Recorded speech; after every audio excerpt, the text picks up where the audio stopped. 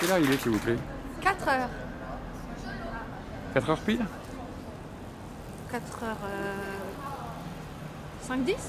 C'est beaucoup. Alors c'est l'heure du goûter.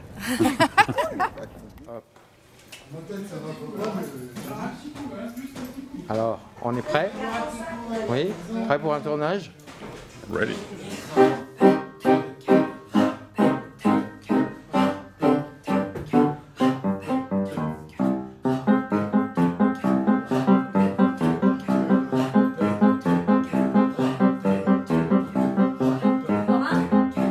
Plutôt un truc avec les visages. Enfin, j'ai une idée Peut-être d'abord faire j'ai une idée avec avec les la photo. visages.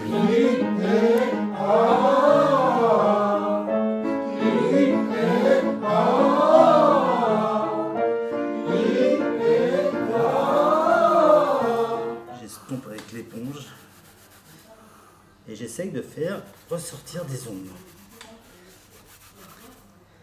Donc en fait là je vais faire une femme.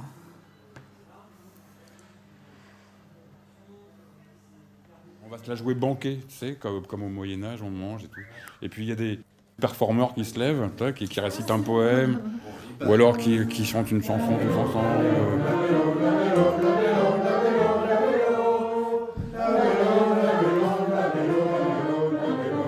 Voilà.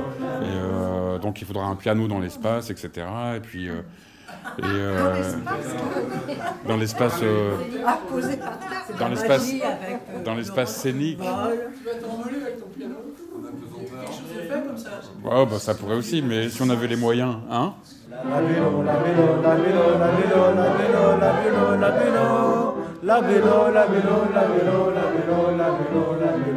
Je sens que c'est un titre de Proust à l'ombre des jeunes filles en fleurs. Ah bah ouais, hein. C'est ça, hein? À l'ombre des jeunes filles en fleurs. Hein? Tu l'as lu? Tu l'as lu? Programme. Ah ouais. Eh bien, déjà, j'y vois des vergers, j'y vois des fruits qui vont naître. Donc voilà, j'y vois tout un paysage.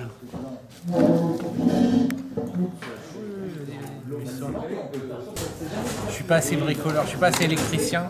Et je voulais par en dessous mettre une lampe.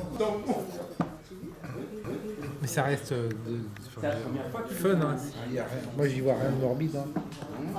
Maintenant si c'est mon double, ça me préoccupe d'une manière inconsciente. J'ai fait mon double. J'espère que... Mais je préférerais que ce soit ton double que ce soit ton âme. Ah oui, oh, c'est beau. Il y avait une fois 3 chats. Un chat blanc, entièrement blanc, qui rêvait d'être noir.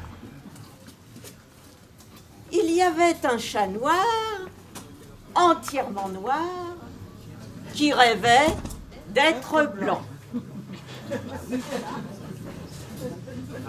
Et il y avait un chat gris, entièrement gris, tout à fait content d'être gris.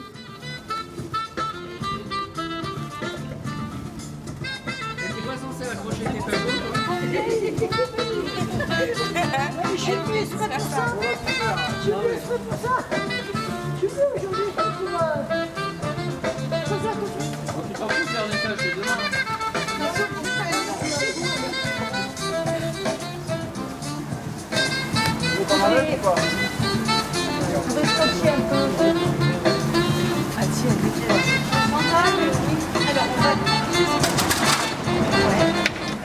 Donc c'est un roman en allemand qui est traduit en français. Oui, qui est traduit en français. Et qui est tout de la même époque que le Faust de Goethe, c'est-à-dire le XVIIIe siècle. Hein, c'est la grande période des Lumières, donc partout. Puisque même la pièce qu'on va aller voir, C'est une pièce c'est les française. non, allemande aussi. Allemande, d'accord. Et donc le même mouvement des Lumières se propage en fin 18e en Allemagne et chez nous, au milieu du 18e, on peut dire. Si on est gentil, on monte même jusqu'à Montesquieu, c'est-à-dire tout à fait début du les modelages de chacun, enfin, Ouais. avec des lumières, avec des petites lampes, je sais pas, des... Ouais. Et du coup, enfin moi, ce que tu dis, ça me fait penser à ça, c'est est-ce qu'on pourrait sculpter pour aller chercher l'ombre, justement jouer avec cette ombre-là, quoi. C'est-à-dire que presque la sculpture, ça serait un prétexte à chercher l'ombre. Ça, c'est pour arriver à faire une sculpture qui reporte l'ombre sur une super ombre sur la table ou sur un... Voilà, c'est ça qu'il faut... Il y a la nuit aussi. Ben ouais, il y a tout à fait, il y a la nuit, ouais. Rassemblons fervement cette promesse surhumaine faite à notre corps et à notre âme créée. Cette promesse, cette démence, l'élégance, la science, la violence, la violence.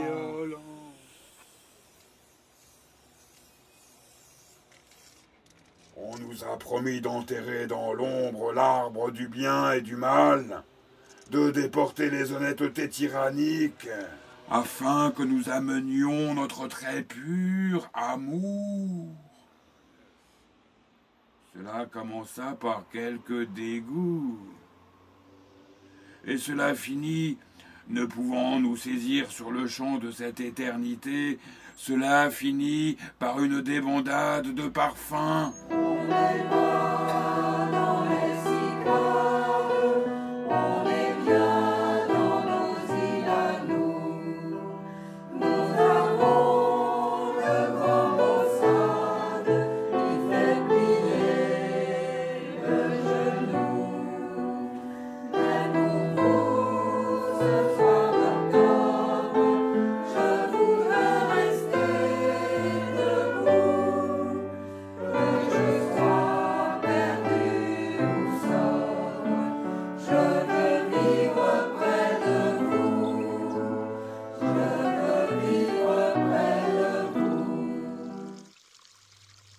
C'est un trou de verdure où coule une rivière, accrochant follement aux herbes des haillons d'argent, où le soleil de la montagne fière, lui, c'est un petit val qui mouche de rayons.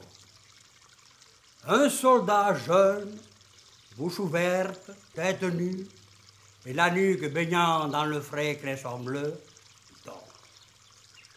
Il est étendu dans l'herbe, sous la nuit, pâle dans son lit vert, où la lumière.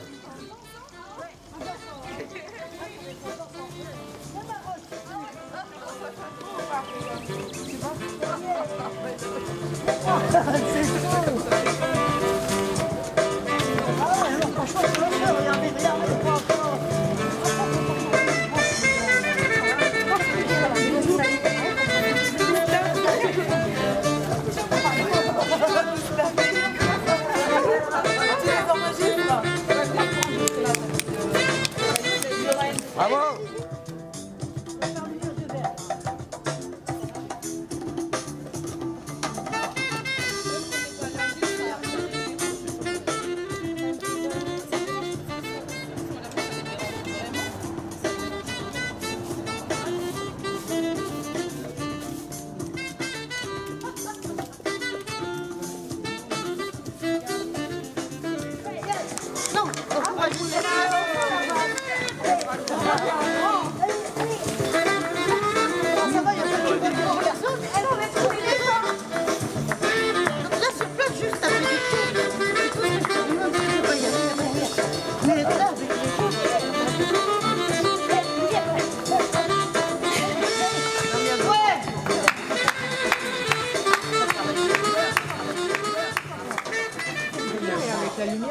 Voilà, il peut y avoir aussi, je pense, aussi des travaux qui se complètent les uns les autres, des travaux individuels, et que le rassemblement de ces œuvres-là donne quelque chose, effectivement, en projeté d'ombre, qui disent autre chose.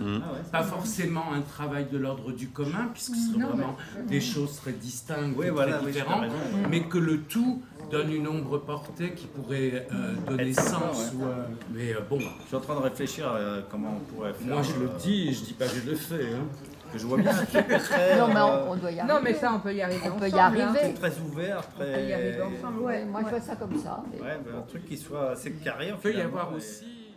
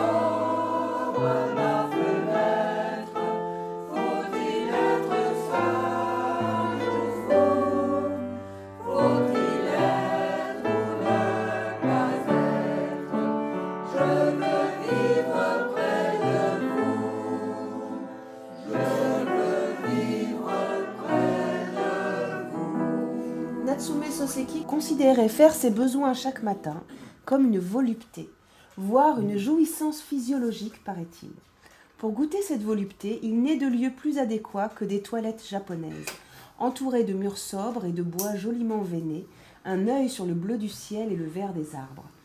Je le répète, un certain degré de pénombre, une propreté parfaite et un silence à entendre un moustique voler, telles sont les conditions absolues pour y parvenir. J'aime écouter le bruit de la pluie qui tombe goutte à goutte dans ces toilettes-là.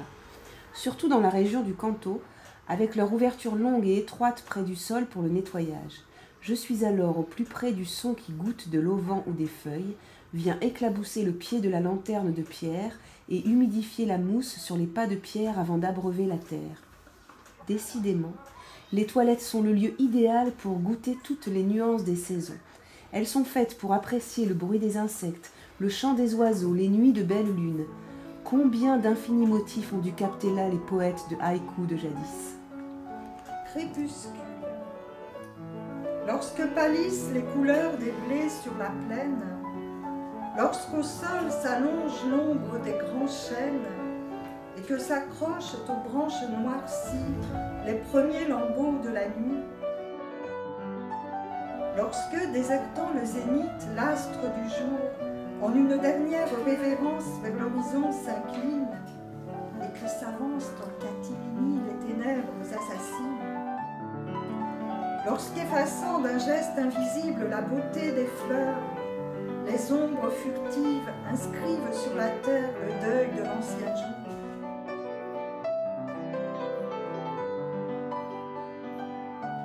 Voyez pourtant comme le ciel flamboie. Voyez comment le soleil, dans un ultime combat, libère son or et son pourpre pour éblouir nos cœurs, avant que la nuit sournoise n'étende alentour son dais de velours. Et normalement, c'est pas le cadran solaire qui tourne, c'est le soleil qui tourne. Et normalement, tu mets un petit piquet comme ça, au milieu. Au milieu où? Bah, au milieu de ton cadran solaire. Non, un pic comme ça. Il n'y a pas des aiguilles. Il est où ton 6?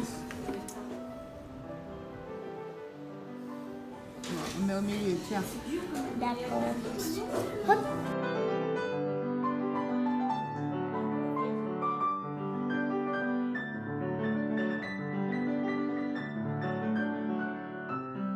Je vais faire quelqu'un qui regarde en haut ou à côté d'un mur comme ça. Et après, je vais faire l'ombre. D'accord. En bas, je vais l'approcher. Bon, je vais aplatir ça et je vais mettre l'ombre à plat. D'accord. Ça t'a pris du temps à faire ça? Ça m'a pris un tout petit peu, un peu beaucoup de temps. Un tout petit peu, un peu beaucoup de temps? D'accord. C'est pas très précis. C'est agréable quand il fait chaud. Ouais, et quand tu veux te défouler, Et bah tu marches sur l'ombre des autres. Ah ouais, Ah moi ouais aussi je faisais ça quand j'étais petite. Quand tu étais petite, tu faisais ça? Ouais. Et Je maintenant marchais et après mes parents ils faisaient semblant de faire aïe, oh, ça fait mal.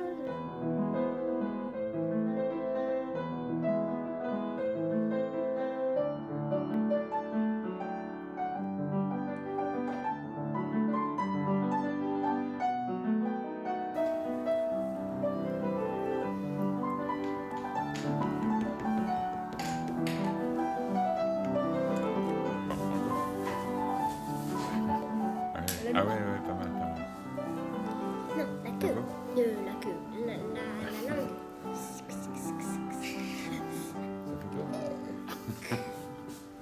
Non, c'est du noir. Comment c'est dire? C'est du jaune, voilà. C'est du jaune qui vient sur une personne et la personne la reflète sur du noir, voilà. D'accord, c'est du jaune et du noir. Ben en fait, comment dire? Ça cache le soleil, du coup, devant il y a de l'ombre. Voilà.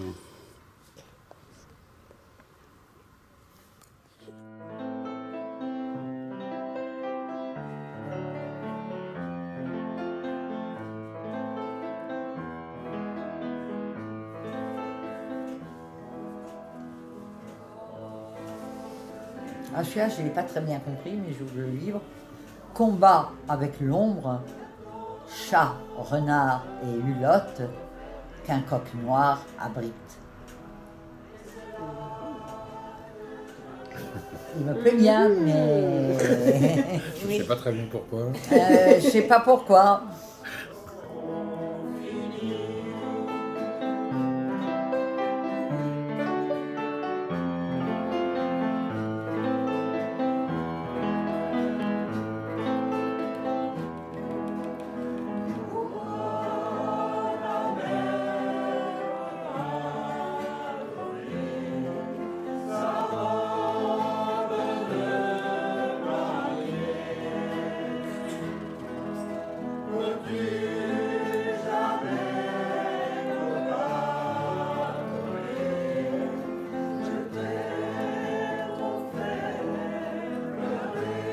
Enfin, je prends par exemple Victor Hugo, bon voilà, l'ombre c'est l'ignorance, et puis la lumière c'est la vérité, bon, il y a quelque chose comme ça. Mais si on voit les ombres dans les tableaux de Van Gogh par exemple, on voit que l'ombre est plutôt guillerette, quoi, plutôt joyeuse en fait. Et elle nous accompagne comme ça, on peut imaginer les personnages marcher, les ombres suivent, enfin. Et l'ombre est, enfin en peinture, chez Van Gogh par exemple, moi, je trouve que c'est vraiment pas du tout négatif. Enfin, ça fait partie de la vie, quoi. Enfin voilà, ça nous accompagne, c'est là avec nous, quoi. Comme notre aura peut-être, comme voilà, il y a un truc qui suit. Mais voilà, après on peut aussi profiter du thème pour balancer toute sa détresse, toute sa tragédie. Enfin, on peut aussi, quoi, se laisser aller à n'importe quel élan.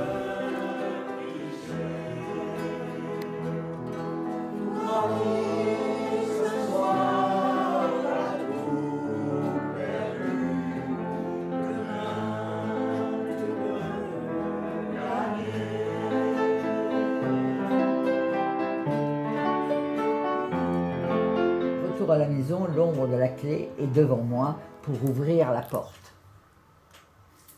C'est un Syrien. Et le même Syrien, après le bombardement, ombre du château sur les restes du mur. Donc soit on regarde l'ombre qui est devant nous, soit on se retourne pour voir la lumière qui génère l'ombre. Soit ils sont installés, les poèmes, on a un rideau, soit ils sont pendus à différents endroits sur le chemin, tu vois, où quand les gens entrent, et si par exemple on fait ça là-haut... Par un fil, par exemple, un fil. Et en perspective, en dessin, il y a des perspectives de l'ombre qui n'est pas tout à fait la même que la perspective de la lumière, je crois. On oriente toujours la lumière à gauche pour avoir l'ombre à droite. Oui, mais il y a une perspective de l'ombre aussi. Oui. Il y a la façon dont elle tombe en dessin, c'est particulier. Moi, je me rappelle, je lis un roman en arabe qui s'appelle « Je ne vais pas vivre sous l'ombre de mon père », par exemple. Ah, bah voilà. Ça fait longtemps que je lis ça, je ne sais pas où je vais la trouver. L'ombre, en psychanalyse, c'est la partie cachée qui fait peur. Et on a tous une partie en nous qui est un peu, qu'on refoule, qui est cachée. Donc c'est peut-être ça que certains veulent aborder comme question.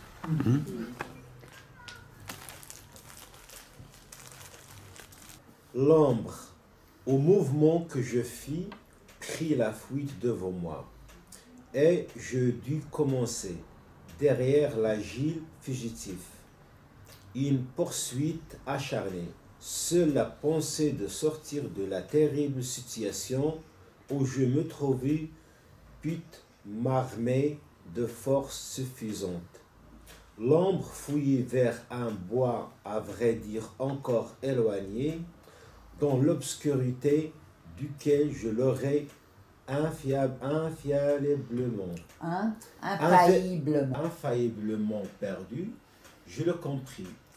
Un brusque effroi me traversa le cœur. Les Incas ont prié pour que le soleil revienne, parce qu'ils étaient vraiment dans l'ombre. Moi j'étais au Niger, et bien à l'heure de la sieste, les gens ils se calfeutraient. Il ne fallait pas qu'il y ait même un rayon qui passe, il fallait qu'il soit dans l'ombre, parce que sinon c'était infernal. Dans la pièce, il fallait beaucoup d'ombre, au contraire, on cherchait l'ombre à cette heure-là, parce que c'était nécessaire.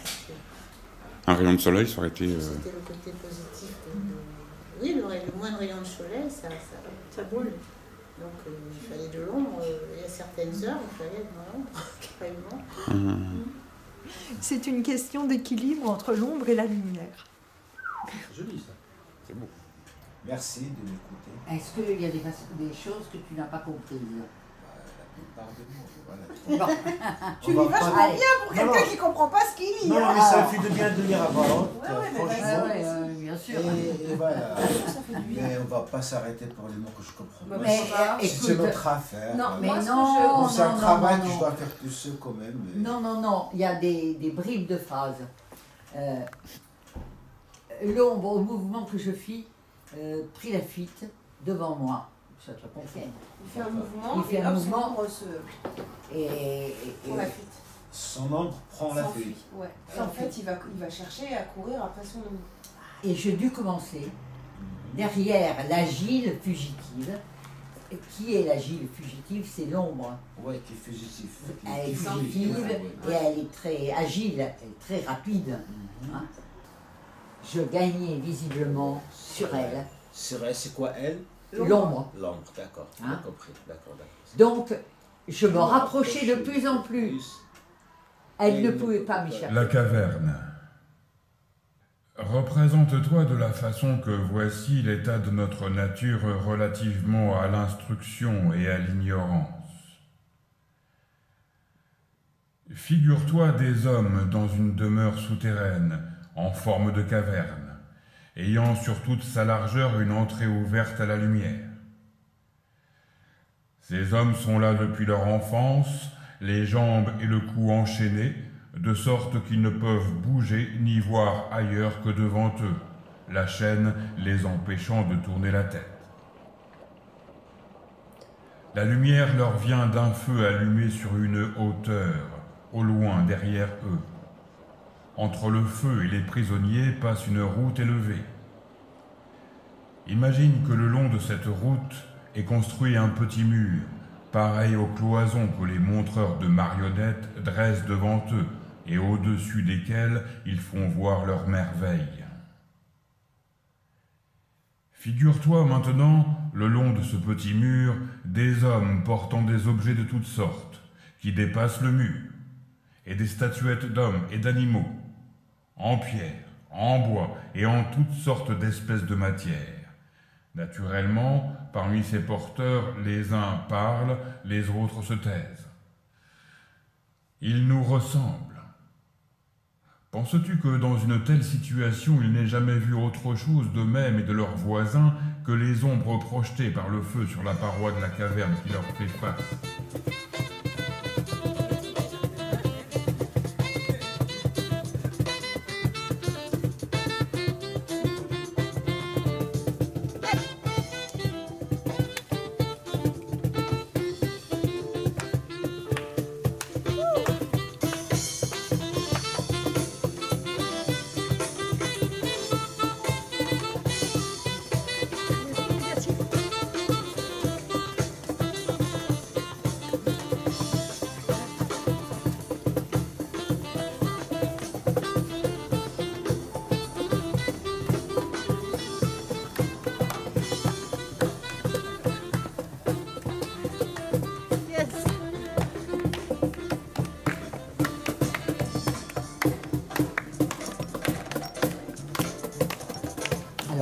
repartons au Japon.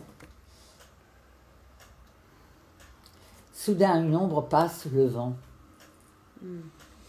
J'aime beaucoup moi celui-là. Soudain, une ombre. Ah ouais, soudain une ombre passe. Soudain une ombre passe. Le vent. D'accord. Soudain une ombre passe le vent. Ça veut dire quoi exactement? Soudain une ombre. Une ombre. N'importe quelle ombre. L'ombre d'un être humain, d'un. Ouais. Et le moteur de la scène, c'est le vent. Bon, là, j'ai bien compris. Merci. Action.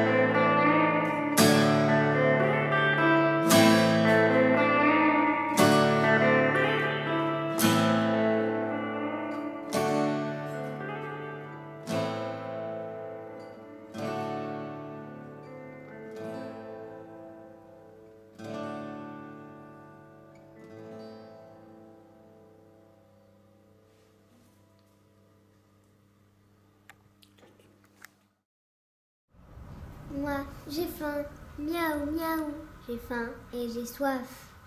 Waf, waf, ne faites pas tant de bruit, cocorico, kikiriki. Ce sont de vrais brigands, je le sens. Hi-han, moi, j'ai faim, miaou, miaou, j'ai faim et j'ai soif.